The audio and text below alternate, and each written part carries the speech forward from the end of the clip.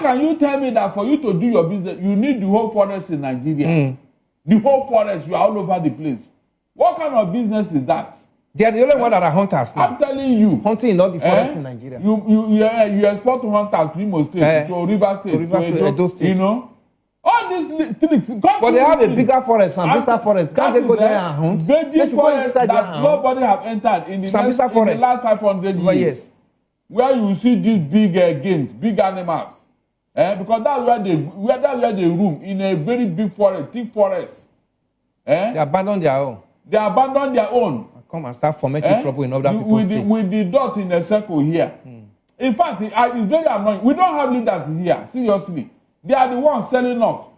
How can I go and form a vigilante to protect myself from you? Who are you? I won't even allow. Look, I will go all out for you. What are you? Why are you terrorizing me in my own home? Why? And then police and army will come and protect you. Protect and start shooting. And when we say that they are involved in this, people will say, why should you say that? Just one-sided judgment. Students that are in school are now being picked up in their hostels. Look, whether you like it or not, the charges against them yesterday were really robbery. Children who went to protest are now being charged for robbery. And you are telling me that these people, their men are on top of all the hierarchy of offices. They can't go to lectures. That is where because of insecurity. Issuing this. They can't stay in their hostel. They are being picked in their hostel. They are being picked on their way to lectures. When I tell you that the military and even the police are complicit in this matter, they are taking 100%. They are taking side. The evidence are there. Who are protecting these people? Traditional rulers. They are not sincere. From what they are doing, who are protecting them? Because for you to have that impunity, that arrogance, that boldness, that means you have a godfather behind you. Whenever some of them are arrested, the police and army will come immediately and pack them. And before you know it, they will be set free. Tomorrow, they will go back again and start disturbing the same villagers. Why should that happen? Why? When you have not confronted these people with force, I mean, a force that will match them, they will know that people are here. You see all this pampering. It is our fault. We have not risen up. I can tell you how my people behave. It's just that government always interfere.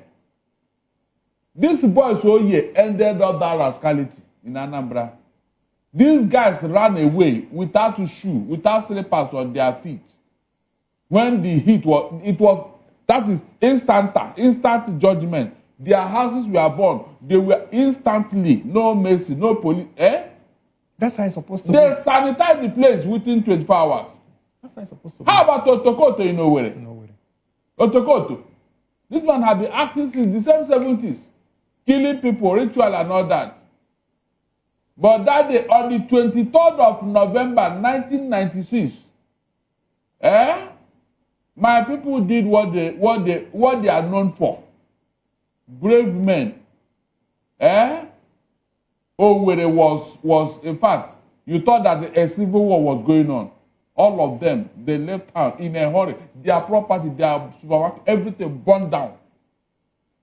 Since that time, have you heard any noise again? Please tell me, anybody listening to me, that is how things are done. All these things that we are doing here, these people, they are dragging us back. Mr. Okoro, these people, they are taking us back. I'm not joking. In the next 50 years, this thing will be with us if you are not careful. Yeah, because some people are benefiting from it. That's why they are encouraging it. They know it is their people. They have sympathy for them. I was telling the man you brought here yesterday. He said, what should you do? It is a fact. Both the military, both their religious leader, all of them, politicians, they have sympathy for these terrorists. So how will it end? It will not end. And they are in authority.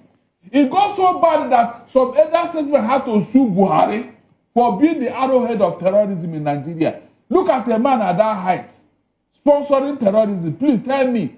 And we are saying all this every time. People don't want to listen. Except to the people who wake up one day and say, look, let us finish here. Like that woman in the Bible. If I die, let me die. Except you do it like that. Forget this thing we are saying. The Christian leadership, put on your thinking cap. Because these guys are not letting go. They are serious about what they are pursuing. You Christian leaders, the Father Cooker and all of you, read the handwriting on the wall. Because when they take over your members, who will not become your member? You are not thinking along that line, Abi. Unfortunately for that matter. When they take over your members, who will not be your member? Those that refuse to succumb are I don't know when people are so docile about their rights. Why must these people continue to threaten them as if they have the monopoly of violence? And we just keep quiet. All the way from the Sahel, not even from Nigeria. And you say we are one Nigeria. Continue to deceive yourself that you are one Nigeria. All right, let's. Even the Bible says, do not be unequally yoked. If you don't have like minds in a journey you are going to, you will not make that journey. They will discourage you midway. I'm not joking. Except you have like minds who want to make progress, who want to go forward. That is the only way there will be success.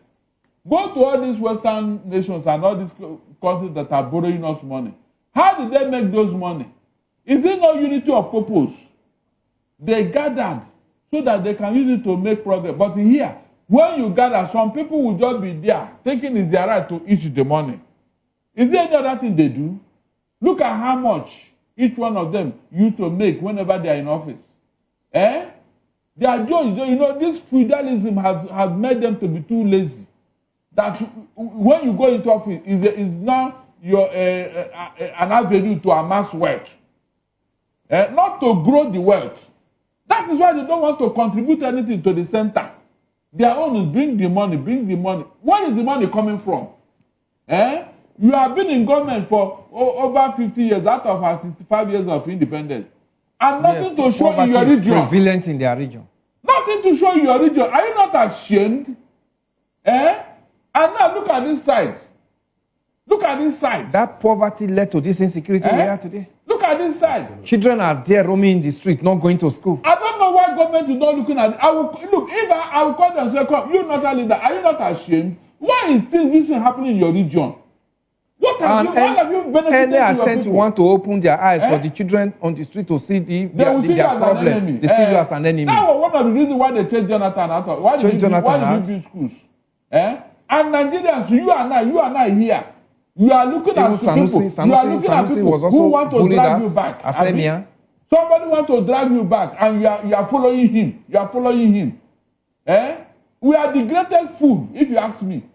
I'm not joking. If we have sense, if we want to leave something for our children tomorrow, we should have said no. We want to move forward, but we hear run Nigeria. Till in the next 20 billion years. We cannot achieve that with these people. We cannot. Moses and Okoro, quote me, this thing you are looking for. I will always say that Nigeria is a geographical expression. Take an example of Zeke. Zeke did everything. He was even thinking Africa. Nigeria, unity. At the end of the day, Zeke did not get the United States of Africa. He did not get the United States of Nigeria. He did not even get that of the Igbos. And he died. Mr. Okoro died. He thinking that all his dream will come to pass. They must go to jail or to ICC. They must go to jail or to ICC as a lesson. Because the UN declared the situation as the deadliest humanitarian crisis. Yes, the world humanitarian crisis in the history of the world. Yes. Now, they will pay for it because there was no reason and no need for that war. Have I not been saying it here? So you can't do all these things and then they will just give you a slap on the wrist. No, you will pay for it. And for the government of Khartoum, they have done what I've already told them to do. Mobilize forces and go against these people. You are the authentic and recognized government in Sudan. Some reference to call RSF. Because their source of supply have been cut off. Is that not what happened? Remember, all the deals with the UAE and other countries, the government of Sudan has cut off from them. So no more source of supply. And that is what degraded them. And so now the government should take charge and then rehabilitate and then begin to rebuild their country and bring back their people. All right. No matter how bad it is, life must go on. Well, very true. I mean, that is basically what is supposed to happen. A country has every right to defend their interests, either by citizens or by external forces. Niger, Mali, and I think Burkina Faso. Yes. They are a group now in the Sahel region. They are like a block, you know, and they are watching others, each other's back. Okay. And so, if there is this cooperation agreement between them, an ordinary driver will not truncate it. No. The drivers have no right to do what they did, since they are going to be escorted under military excursion. They didn't say they should go alone. Maybe that is the only thing I'm sure they are afraid of. Yes, and the fear for their lives. Good. And you are being escorted by the military. So, on what ground will you refuse?